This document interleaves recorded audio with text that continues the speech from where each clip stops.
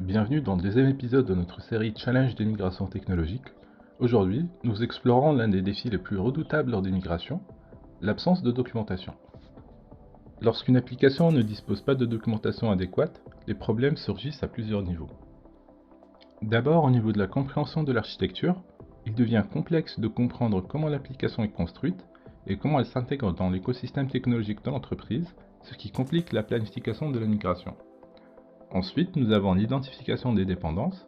En l'absence de documentation, il devient difficile d'identifier les dépendances telles que les bibliothèques et d'autres éléments critiques, ce qui peut accroître la complexité et les coûts associés à la migration.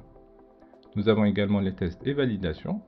Le manque de documentation rend les tests et validations post-migration difficiles, car il est compliqué de définir les fonctionnalités clés de l'application.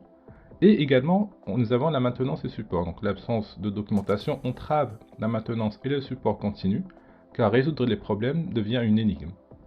Et pour finir, il y a un risque réel de perdre des fonctionnalités essentielles lors de la migration, en l'absence de documentation. Dans le monde des migrations d'applications, l'absence de documentation est un problème courant, mais comment s'y prend-on pour relever ce défi de manière efficace? Voici comment nous abordons la gestion des migrations dans ces situations compliquées. On commence d'abord par une analyse minutieuse du code actuel. Cela ressemble un peu à une enquête où on explore chaque recoin du code source en faisant du reverse engineering pour comprendre son fonctionnement en profondeur et on décortique l'application pour repérer ce qui doit être préservé. Ici, la planification est la clé.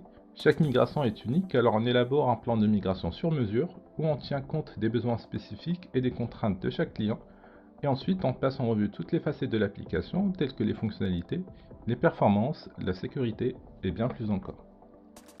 On favorise un travail en étroite collaboration avec les équipes de développement et les utilisateurs finaux. Ensemble, on s'assure que toutes les fonctionnalités essentielles sont prises en compte, l'objectif étant d'avoir une transition en douceur avec le moins d'interruptions possible pour les utilisateurs. Les tests représentent notre assurance qualité.